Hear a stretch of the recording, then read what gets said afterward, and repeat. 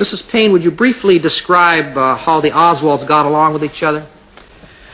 Well, they were very important to each other, and they cared about each other, but they fought a lot. They bickered and argued. Mrs. Paine, am I correct in saying that you feel you got to know Lee Harvey Oswald fairly well?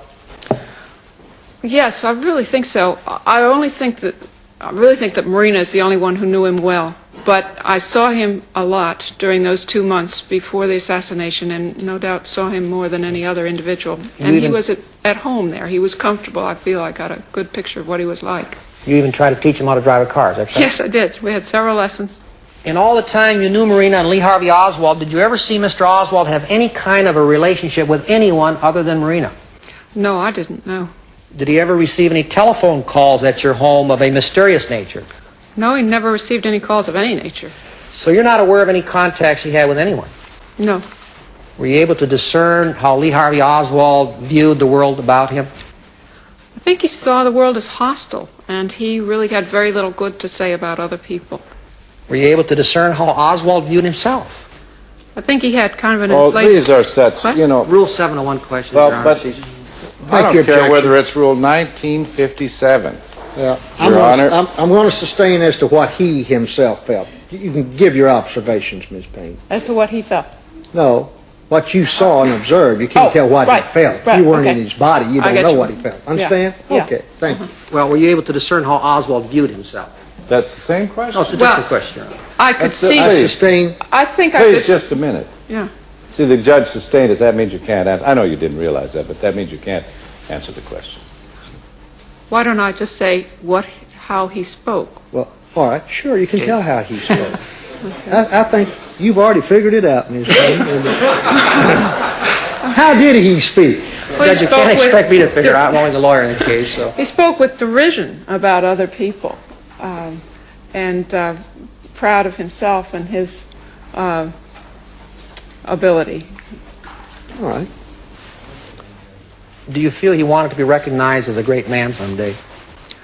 I think he thought he was pretty special, and that others did not see him that way, but that he thought that others might in some time. Do you feel he was a reliable person, someone upon whom one could depend? I was disturbed that he didn't really support his wife. He was certainly not doing things that would help her or be a person that she could count on. I was worried because he seemed very touchy, very apt to take offense if you disagreed with him. And I've said, I think, that I was concerned at first. I was worried about even asking Marina to come and stay with me because I felt he might take offense at that. Thank you very much, Mrs. Paine. Your witness, Mr. Spence. You may cross-examine. Mrs. Paine, of course, my client, Lee, can't defend himself. You understand that? Yes. You understand that you can say what appeared to me, what sounded to me, to be unkind things about Mr. Oswald, and he can't say anything back. You understand this, don't you? Go ahead. Let me ask you, what do you think Lee might have said in defense of himself, since you know him? You knew him well, better than anybody. If you had said, if you had accused him of being unreliable, what do you think he would have said? Mr. Spence, I can understand your feeling. No, please. I'm just asking a question. I'm entitled to an answer. This is cross-examination, Mrs. Paine. What do you think he would have said? If you had accused him face to face of being unreliable, what do you think he would have said? I think he would have bristled and probably not said anything. What do you think Lee might have said in defense of himself if you had said to him, I don't think you support your wife very well? Well, he probably would have said he doesn't have any money now. Do you think he might have said, I do as well as I can, and would he have said to you, and I certainly appreciate your making your home available? I did not hear that from him at any point, but I think in nonverbal ways, it was clear to me he appreciated her being there when, just at that time when the baby was due. What do you think he would have said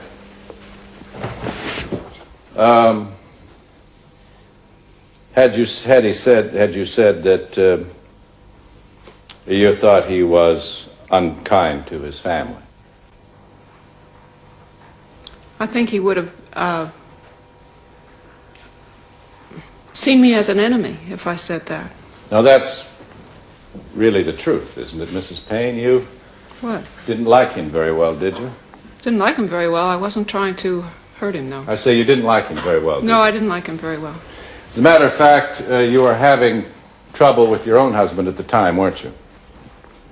We were separated, planning Yes. to get a divorce.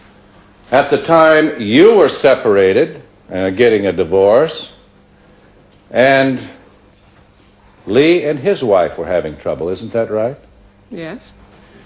And would it be fair to say that you saw this more from your standpoint and Mrs. Oswald's standpoint than from Lee's? Certainly I heard more from Marina about how her marriage was than I ever heard from Lee. Now, I'd like to, you don't mind if I ask you some personal questions about your interest in Russia, do you? No. You, of course, are not an agent for the CIA, are you? No. No, you see, you laugh. Yes, I do. You are not an agent for the KGB, are you? No. Are you laughing again? Well, you ridiculed me for No, laughing no, once, I so don't mean won't to do it ridicule again. you for it. I just want to know if you find the inquiry amusing. No. You studied Russian? Yes. When did you first begin to study Russian? I think it was around 57. I had been working with a young Quaker group that was interested in cultural exchange. Yes, it just happened, just a coincidence that you chose Russian as a language of your interest?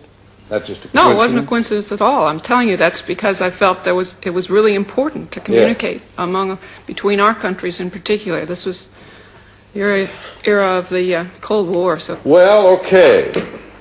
It just is a coincidence that you befriended the wife of the man who was later charged with the murder of our president. That's all a coincidence too, isn't it? Well. Yes. And is it a coincidence that it was you, Mrs. Paine? Yeah. Yes? Who directed Lee to the job that put him in the Texas school book depository? Yes, I think that was clearly a coincidence. And it's just a coincidence that the gun that supposedly killed the president was located in your house? That's coincidence, isn't it? What do you mean coincidence? I mean, it just happened. It's just all of these things just sort of happened all around you. That's coincidence. You did give the FBI a letter that was supposed to have been written by Lee to the Soviet embassy, didn't you? This was a draft of a letter that he left on my desk that concerned me very deeply because I could see he was lying in it. He used my typewriter, and that offended me deeply. He left, it offended you that he That lied he'd been on lying your on my typewriter, that's right. All I right. didn't know who he was writing. The letter just said, "Dear Sirs." And he left it right there for you He to left see? it on my desk. I don't know why he left it there. Yes. It Doesn't it seemed seem- just as strange as his leaving the light on in the garage. Well, now, to me. wait a minute. We'll get to the light in the garage in just a minute.